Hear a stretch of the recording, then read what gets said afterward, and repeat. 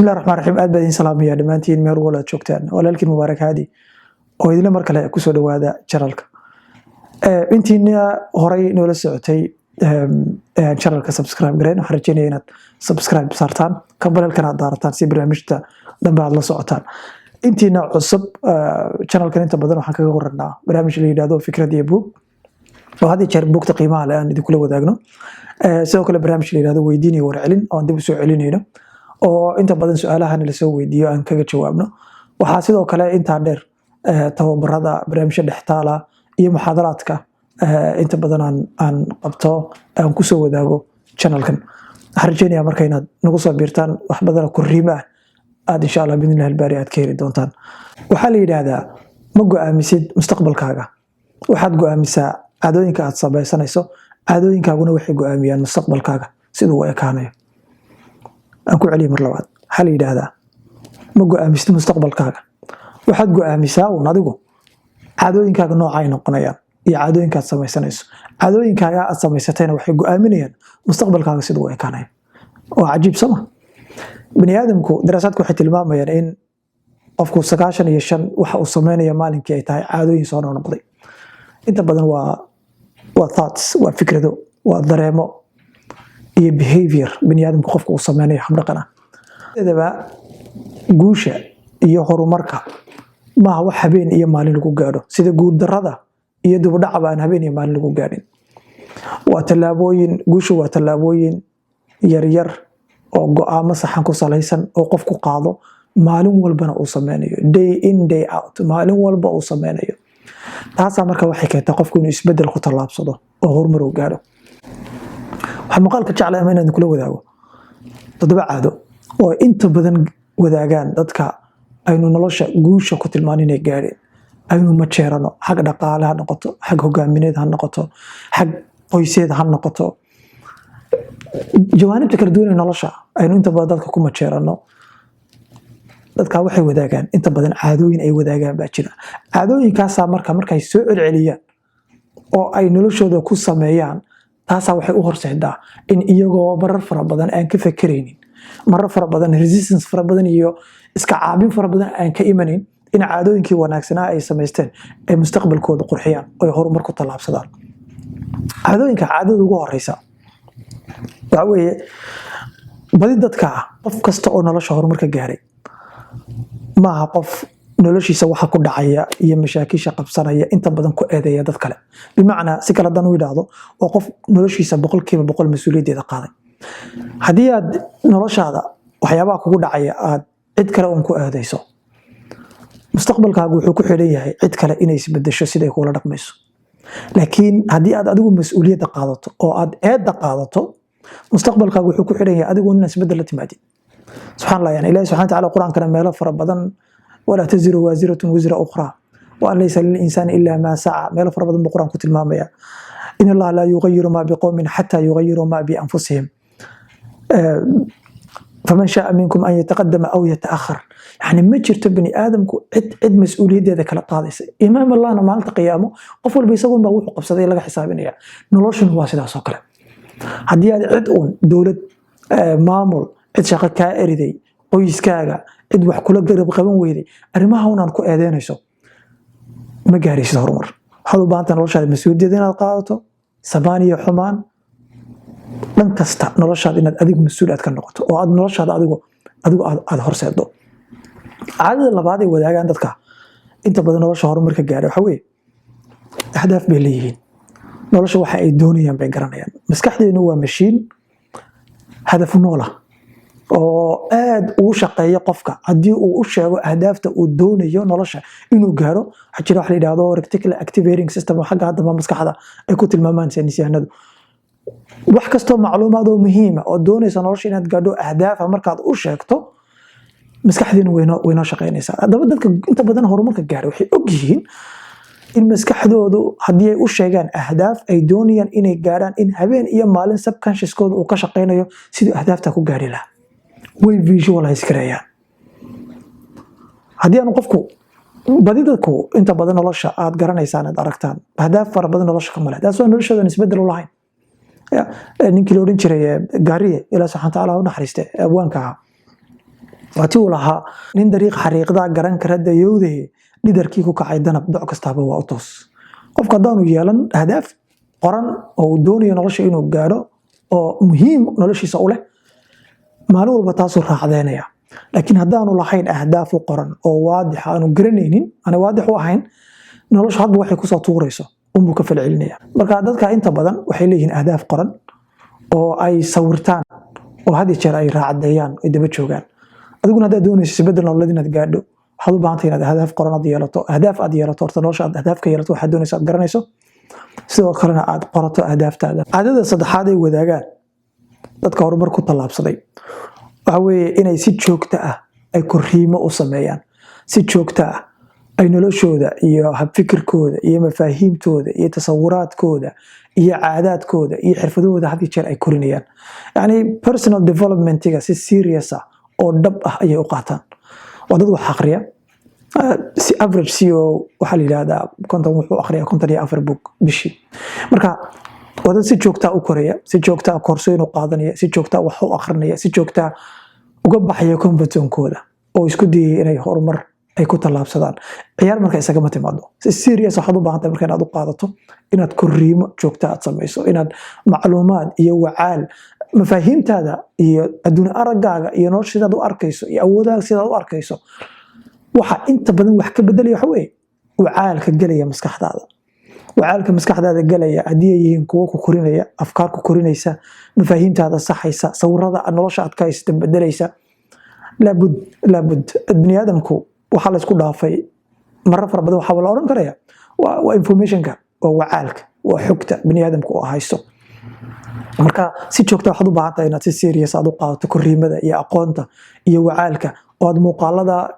YouTube-ka ku jira iyo koorsooyinka iyo buugta intaa ma aragtay bini aadamku uu soo saarayo inaad quudato oo aad la noolaato caadada afraad ee wadaagaan dadka horumarka nolosha ka gaaray waxa weeye inay si joogta uga mahadnaqaan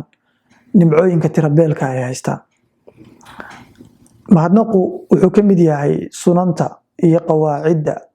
waaweyn ee qofka nolosha horumarka u horseeda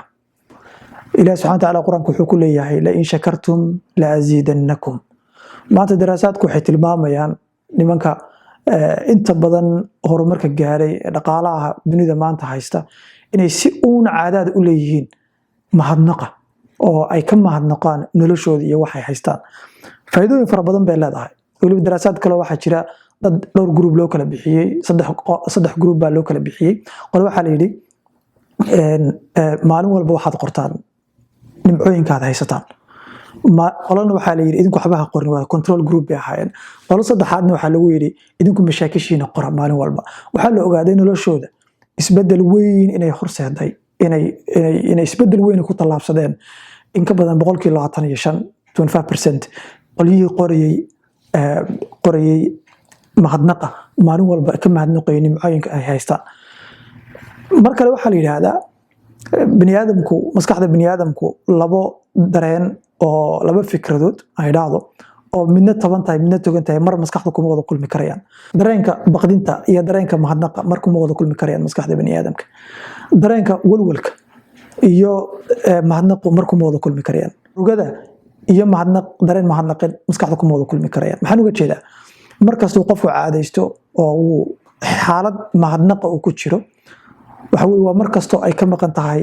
maskaxdiisa walwalka iyo murugada iyo dhibaatada ay ka maqan tahay markasta oo qofku caadaysto oo uu joogteeyo caadada mahadnaqa oo inuu nimcooyinka tirabeelka uu ka mahadnaqo ilaahay uga mahadnaqo dadka ku hareereysan wax u qabtay u mahadnaqo caadada mahadnaqa markasta oo qofku ku celceliyo maskaxdiisa waxaa samaysma neural pathways cusub oo mahadnaqa la xidhiidha basically haddii si kale loo yidhaahdo waxaan caadaadkan tilmaamayno dhan leenahay qofka 95% noloshiisa waxuu sameynaya waa caadaad soo noqnoqday waa neural pathways waa wada mareeno maskaxeed oo samaysmay weeyaan oo maskaxda ku samaysmay caadada shanaad ee dadka inta badan wadaagaan waxa weeye inay ahdaaftoda ay sanadkiiba sii qorshaystaan sanadkan maxaan doonayaa 2022 hadda sanad cusub baa inoo dhashay bishii labaadun baan ku jirnaa oo hadda 2 inoo maraysa maxaa weeye ahdaafta aad doonaysa sanadkan inaad gaadho xagee baad higsanaysaa maxaad doonaysaa inaad sanadkan qabato dadka horumarka nolosha ka gaaray waxay qorsheeyaan sanadkooda waxay qorsheeyaan 6 bilood waxay qorsheeyaan bishii waxay qorsheeyaan toddobaadkii waxay qorsheeyaan maalin kasta waxa ay qabanayaan dad yaqaan weeyaan marka aad bay muhiim u tahay inaad kaliya inaad ahdaaf dhigato kaliya maaha inaad noloshaada aad qorsheyso oo sanadkaas aad doonayso inaad wax u gaadho hadafkaagii weynaa ee aad doonayso inaad gaadho inaad qurubto ilaa maanta aad keento waxaa la yidhaahdo reverse engineering inaad ku samayso caadada lixaad ay wadaagaan dadka nolosha horumarka gaaray waxaa weeye inay investment ku sameeyaan maalgashadaan asxaabta iyo cilaaqaadka bani aadamku waxyaabaha uu horumar ku gaadho lafdhabarta waa in badan oo kamid ah weeye waa dad waa cid garbo u noqota waa cid baritaasha waa cid xaaladaha adag iyo xilliyada adag ka gudbisa asxaab baad u baahan tahay koraysa kobcaysa ood ku dabaqabsato asxaab baad u baahan tahay sida dhulka carasanka ah wax loogu beerto waxaad u baahan tahay biyo korriimo inaad samaysato marka si serious waxay u qaataan oo joogto ah waxay u qaataan in ay samaystaan biyo korriimo asxaab koraysa xikmad leh si wise oo xikmad ay ku salaysan tahay ayay u doortaan dadka noloshooda ku soo biiraya waa in badan oo kamid dadka negative-ka ah noloshaada markay ku jiraan daraamadooda iyo dhibtooda saameyn weyn bay kugu leedahay energy-gaagii ku leedahay hab socodkaagii iyo hor socodkaagii ku leedahay marka si joogto ah waxaad u baahan tahay inaad uga fiirsato cidda noloshaada kusoo biiraysa iyo cidda aad doonayso si istaraatiijiga inaad ugu dabaqabsato ay ku bari taalaan oo adna aad bari taasho oo aad kaashataan noloshan aad horumar ka gaadhaan caadada toddobaad ay wadaagaan dadka nolosha horumar ka gaadhay waxaa weeye inay ficil la yimaadaan waxaa laga yaabaa inaad leedahay ficil maalin walba aad maqasho ficil imo ficil qaad tallaabo qaad action samee laakiin sida waata la yidhaahdo waxyaabaha inta badan common sense-ka ah oo dadku wada yaqaanaan haddana sida loo yaqaano looma wada sameeyo ficil la imaanshuhu waa waxa bani aadamka la kaxeeya wadka fikraduhu waa ficil la-aan waxaa la yidhahdaa qabriyada waata la yidhaahdo qabrigu waa meesha ugu qanisan dhulka waayo inta fikradood ee dad la dhinteen millions of dollars billions of dollars trillions of dollars sameen lahaa sida Google iyo Amazon iyo Facebook iyo Elon Musk oo aad garanaysaan yani inta awoodood ficil oo markuu qaaday oo bani aadamku ku soo kordhiyay haday noqoto Tesla iyo haday noqoto spaceship-yada hawada u kicinayo maadan ugu fikirayo afkaar fara badan iyo fikrado fara badan inuu dhaqan geliyo oo nolosha bani aadamku wax badan ka bedelo waa ficil inta la dheeriyo waa inta dadkan horumarka gaaray dareenkana wada dareemayna baqdinta way wada dareemaan laakiin ficilku way qaadaan ma sugaan maalin ay isku wada gaadhay ma sugaan maalin ay doonayaan maaragtay ay dareemaan xamaasadii ma sugaan ficil bay qaadaan ficilka weyn at the end of the day wax la isku wada dhaafay ficil marka way og yihiin noloshu ficilaan waxba la iskuma siiyo cid waliba wixii ay qabatay unbay bani aadamku hor keentaa maaha intaad taqaano maaha intaad ogtahay waxaa laga yaabaa inaad boqolaal bugaad akhrisay laakiin waa inta aad dhaqan geliso deetana aad wax ka soo saarto waxaana bani aadamku aad hor keento taasaa lagugu qiimeynaya laguguma qiimeynayo intaad ogtahay waxaan rajeynayaa inaad muuqaalkan wuxuunaad ka kororsateen oo aad ka faa'iideen caadooyinkan aad samaysan doontaan hadduu ilaha yidhahdo sanadku hadduu bilow yahay bishii labaad baan ku jirnaa isbedel ayaad ku samayn karaysaa noloshaada 10 bilood 11 bilood baa kaa xigta 2022 inay dhammaato inaad ficil la timaado caadaadka aad samaysato caado ficil la imaansho caado korriimo caado cilaaqaad iyo asxaab inaad samaysto wanaagsan caado ahdaaftaad inaad sanadkii qorshayso caado ahdaaf inaad haddii jeer aad dhigato waxaad doonayso nolosha inaad hirgeliso aad si joogta ahdaaftaada aad u qorato aad yeelato buug aad ahdaaftaada nololeed aad ku qorato waxaan rajeynayaa inaad noloshiina aad 100% mas-uuliyaddeeda aad qaadaysaan guul fara badan baan idin wada rajeynaya insha Allah waxa la akhriyo inta maan ku gaajaysan yahay guuli waa wali aqli gacalkii toosaa fikra nolosha toolmoon aad baan idin salaamaya assalaamu calaykum waraxmatullaahi wabarakaatuh